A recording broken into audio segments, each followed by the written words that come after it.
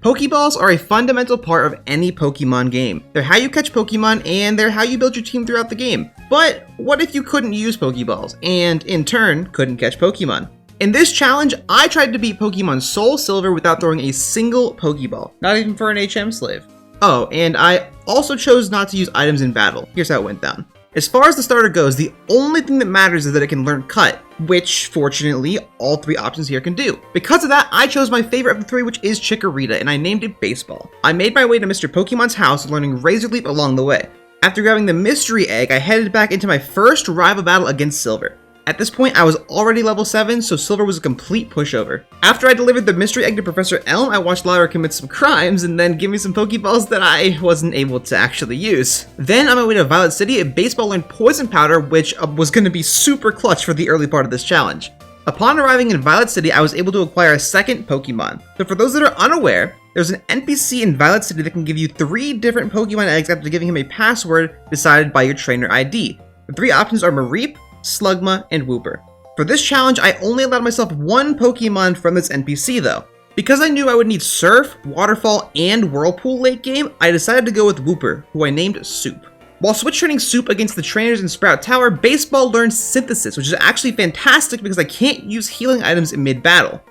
Now, Synthesis immediately proved its worth against the Elder of Sprout Tower. I had a bit of trouble because of his Hypnosis Hoot Hoot, but I was able to beat him thanks to Poison Powder and Synthesis Spam.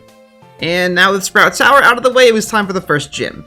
The trainers went down pretty easily, and Soup learned Mudshot along the way. But Faulkner, however, was a completely different story. His Pidgey went down pretty easily thanks to Soup's Water Gun, but Pidgeotto had this really bad habit of critting Baseball with Gust, one-shotting it from full HP. After well over 10 attempts, I managed to get a battle where Faulkner just never used Roost and never got a crit with Pidgeotto, which allowed me to stall him out with Poison Powder and Synthesis, winning the first badge. With the first gym beaten, I was able to get a third Pokemon, Gamer the Togepi. By the way, if you are new here and you do enjoy the video, be sure to subscribe to the channel because I do plan on doing more content like this in the near future. Anyways, Gamer, despite being just a Togepi, was an absolute legend. By the time I got to Slowpoke well, Gamer was able to solo all of the Rocket Grunts and Proton easily. Once I got back to Azalea Town, I tried to take on the second gym immediately, and I got completely crushed by his Scyther's U-turn. Because my attempt at the gym failed, I went to fight Silver instead. Gamer was able to take out his Ghastly pretty easily, but Soup unfortunately could not handle Quilava's Leer and Quick Attack combo.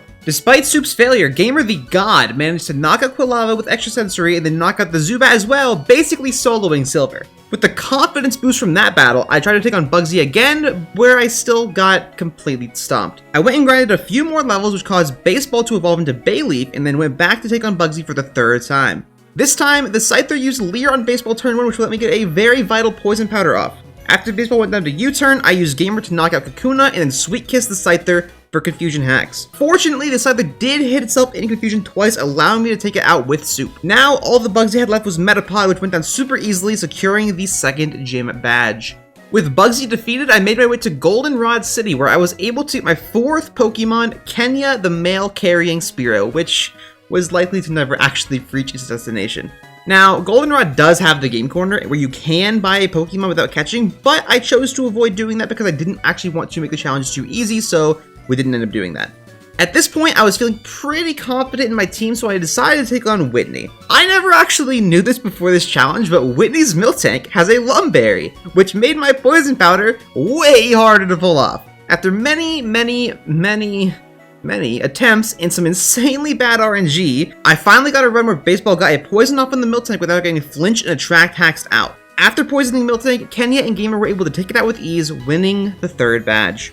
On my way to Ecruteak City, Soup evolved into a Quagsire and Kenya evolved into a Fearow, making my team way stronger. I reached Ecruteak and ran into Bill, which allowed me to go back to Goldenrod and get my 5th Pokemon, Dab Emoji, the Eevee. I didn't actually know what I wanted to evolve Eevee into yet, so I didn't use it and I stored it in the PC until I needed it later on.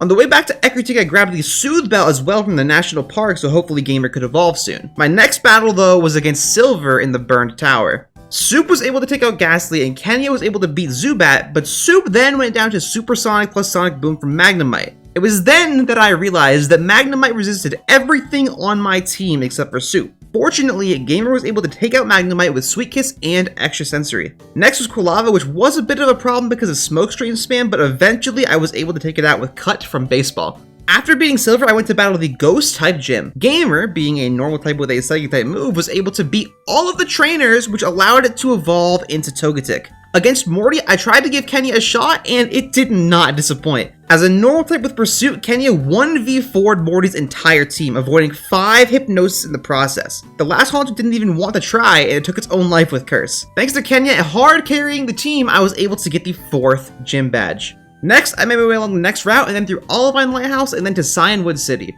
In Cyanwood, I was able to get my 6th and most useless Pokemon, Shucky the Shuckle. Now, don't get me wrong, I love Shuckle, but it's nowhere near useful in this challenge. Alright, now it was time for the 5th gym. Chuck was actually a complete pushover. For some reason, he had the most stubborn determination in the world to use Focus Punch every single turn, which allowed Gamer to spam Extra Sensory and win the 5th badge easily. After Chuck is defeated, we fly back to Olivine City and cure the Ampharos and then take on Jasmine. Now, Soup was able to actually take out Magnemite and Steelix between Mudshot and Surf, but then goes down to the second Magnemite Sonic Boom. Now, Magnemite still resists every single move on my team beyond Soup, so I had to weaken it with Gamer, Shucky, and Baseball before finally letting Kenya pick up the KO, getting the 6th badge. Next, it was time for Mahogany Town. I got a super lucky first encounter with Shiny Gyarados in the Lake of Rage, which I was able to take out thanks to Poison Powder as well as Shucky's insanely high damage. Next, in the Rocket Hideout, I destroyed Petrol and was able to team up with Lance to body Ariana. The battle with Ariana, though, caused Baseball to evolve into Meganium, which was a huge upgrade for the team. After freeing the Electrode, it was now time to take on the Ice-type gym. I decided to teach Soup Iron Tail for this gym, but then I quickly realized that most Pokemon in the gym were not actually weak to Steel, and the ones that were also weak to Water, so it didn't matter. Now, since most of my team was weak to Ice, I tried to use Soup to sweep Price, but Soup ended up getting bodied by Piloswine's Blizzard. Now, fortunately, the newly evolved Baseball was able to take Dugong's Aurora Beam and knock it out with 2 Petal Dances, getting the 7th gym badge. It was now time for the Radio Tower. Against the Rocket Grunts, Gamer learned Ancient Power, and though I didn't realize it at the time, this was definitely one of the most useful moves in this challenge. I ended up completely dominating Petrol with Soup, and then it was time for my next battle against Silver. Now, Silver's team is pretty reliant on hacks. Most of his team knows Confuse Ray or Smokescreen or something like that. I lost my entire first attempt due to crits and hitting myself in confusion every single turn. However, on the second attempt, because he did not confuse Soup with Supersonic, it allowed me to sweep his entire team with ease. After Silver, I grabbed the card key after freeing the Director and headed back to the Radio Tower. Ariana and Proton were pitifully easy to beat, but their battle did allow Soup to learn Earthquake. With the newly acquired Earthquake, Soup was able to sweep Archer so hardcore that the entire game broke after the battle. Now that Team Rocket was dealt with and 7 badges were under my belt, it was time to head to Blackthorn City and fight Claire. Now, I tried to fight Claire immediately upon getting to Blackthorn, and I was nowhere near ready for the battle. The Gyarados alone swept my entire team. At this point, I really needed a new, strong team member. It was time for Dab Emoji. I wanted to evolve Dab Emoji into a Jolteon, but stones are actually really annoying to get in this game, so I went with Espeon instead. After evolving Dab Emoji, I grinded my team up to level 38 and taught Dab Emoji Shadow Ball so it would have more coverage in the future. I went at Claire again, but it was still seemingly impossible. However, after a few attempts, I did get insanely lucky. Gamer was able to knock out the Gyarados in an entire Dragonair thanks to Sweet Kiss hacks as well as an Ancient Power boost. The second Dragonair crit and knocked out Gamer, but then between Kenya and Dab Emoji, I was able to take that out as well. Next, Dab Emoji was able to bring Kingdra down to its Citrus Berry before going down, which allowed Baseball to 1v1 the Kingdra with Petal Dance. Claire beaten, I was able to go to the Dragon's Den, where I was able to get my 8th badge and my next Pokemon, Apostrophe the Dratini. This unfortunately did replace Shucky, and it was a great HM slave while it lasted, but unfortunately its time has come. After the 8th badge, I headed back to Professor Elm, threw away some trash he gave me, and then it was time for the Kimono Girls. Now, I have never, in all my times playing these games, struggled with the Kimono Girls until now. These battles took me well over an hour of constant attempts to beat, but eventually I was able to get through the Umbreon trainer without getting hacked out of 2 Pokemon immediately, which allowed me to beat the rest with ease. After the Kimono Girls, I beat up Lugia and then made my way along Victory Road, evolving Apostrophe into a Dragonair along the way. And now it was time for the final rival battle against Silver. This battle was actually a lot closer than I expected. I was able to take out the Sneasel with Soup, and in typical Silver style, Dab Emoji got hacked out by the Golbat. After taking out the Golbat, Soup was able to Oko Magneton, but Soup then went down to Haunter because of confusion hacks once again. Kenya came in after and was able to beat Haunter and do half HP to Typhlosion before going down. Then Gamer came in and got Typhlosion down to 1 HP before getting knocked out by Quick Attack. Apostrophe was able to KO Typhlosion thanks to extreme speed, as well as getting Kadabra down to about 20% HP before going down to Psybeam. Now that Kadabra was so low, Baseball was able to take it out, barely winning the battle. And now it is finally time for the Elite Four. I tried the Elite Four once without grinding, but I couldn't even take out more than one of Will's Pokemon before getting swept. I came back at level 42 and tried again, and this time, Dab Emoji was able to sweep the entirety of Will's team with Shadow Ball. Coco was actually super easy thanks to Gamer, Soup, and of course, Dab Emoji. Next, against Bruno, Dab Emoji was able to take out his Hitmontop and Onix before going down to revenge from Machamp. After Dab Emoji went down, Kenya the living legend took out the rest of Bruno's team after living on 1 HP from a Bullet Punch. Next was probably the most frustrating battle in the entire challenge. Karen. Now Karen leads off with a double team Confused Ray Umbreon, which I was only able to get through on about half of my attempts. When I did manage to get through it, I would usually get swept by the Houndoom, which one-shots my entire team after Nasty Plot. After an unreasonable amount of attempts, I managed to get super lucky again, and I dealt 90% to Umbreon with Gamer alone before taking it out with Soup's Earthquake. Now, with minimal losses from Umbreon, I was able to take out Vileplume with Dab Emoji and then take out Gengar and Houndoom with Thunder Wave plus Dragon Pulse from Apostrophe. When the Murkrow came in, it whirlwinded Apostrophe out into Kenya, who was able to beat the Murkrow easily with Aerial Ace spam. And while Karen was super annoying, Lance was just plain difficult. I tried a few times at my current level, but I stood literally no chance.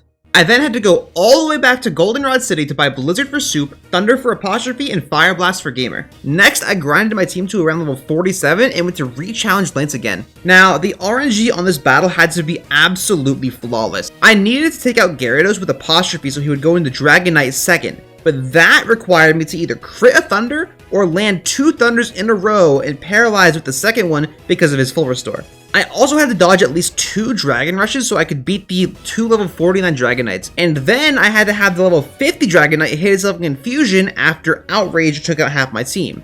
After many Dragon Rush flinches, Blizzard misses, and critical hits, I was able to get an absolutely godly run. Turn 1, I crit Oko Gyarados with Thunder. Turn 2, I dodged a Dragon Rush and then paralyzed Dragonite. Turn 3, I crit Oko Dragonite with Dragon Pulse.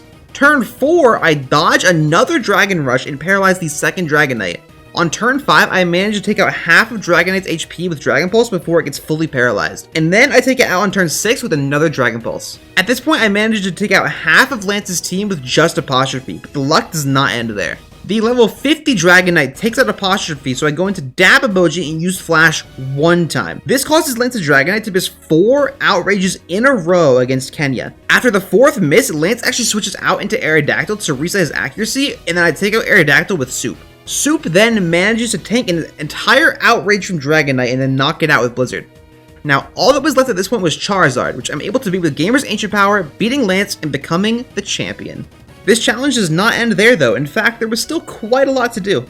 I'm not going to go into too much detail on the Kanto gym leaders since they're mostly pretty easy, but for the basic rundown, Surge got swept by Soup, Erica got destroyed by Kenya and Gamer, Misty got bodied by Baseball and Dab Emoji, Sabrina was actually a bit problematic, but once her SP was down, it was pretty easy with my own Dab Emoji. Janet was completely stomped by Dab Emoji as well. Baseball actually managed to sweep Rock without even taking a single hit of damage. Blaine, of course, got crushed by Soup as well, and then there's Blue. Blue gave me so much trouble that I had to go grind my Pokemon and evolve Apostrophe into a Dragonite before I could actually beat him. With Dragonite though, I was able to set up 2 Dragon Dances against Blue's Exeggutor and then sweep half his team with Dragon Claw. With half his team already gone, the rest of his team was pretty easily cleaned up by Soup and Gamer beating Blue and getting my 16th gym badge. Now with all the Kanto gyms defeated, I grabbed Rock Climb from Professor Oak and then headed to the National Park and finally evolved Gamer into its true final form. Togekiss. It was now time for the final battle. Red. I tried battling Red at my current levels and I had less than a 0% chance. There was no way I was ever going to get through that. Even at like +4 with Apostrophe, I did 0 damage to Lapras. I then grinded my team to level 70, which, by the way, was not fun, just want to point that out. And then I taught Soup Sandstorm to counter the permanent hail, which made Red's Blizzard 100% accurate on Apostrophe. My method to beat Red was to lead with Soup, click Sandstorm, and then knock out the Pikachu with Earthquake. After knocking out Pikachu, I would use Kenya to take out Venusaur, and then I'd use Dab Emoji to nuke the accuracy of either Snorlax or Lapras, letting Apostrophe spam Dragon Dance. In most of my attempts, even at -6 accuracy, Red still would land Blizzard every single time, but after a while I managed to get the +6 attack and speed on Apostrophe, which let me knock out Lapras, Snorlax, and Charizard. After Apostrophe went down to Blastoise, the gamer, the newly evolved God, managed to survive a Hydro Cannon, taking out the Blastoise and defeating Red. And with that, the challenge of beating Pokemon Soul Silver without throwing a single Pokeball and not catching a single Pokemon was complete. Alright, if you enjoyed this video and you want to see more content like this in the future, be sure to like the video and subscribe to the channel. Maybe leave a comment for future challenges you'd like to see as well. But for now, thank you everybody for watching, and I will see you all in the next video. Later.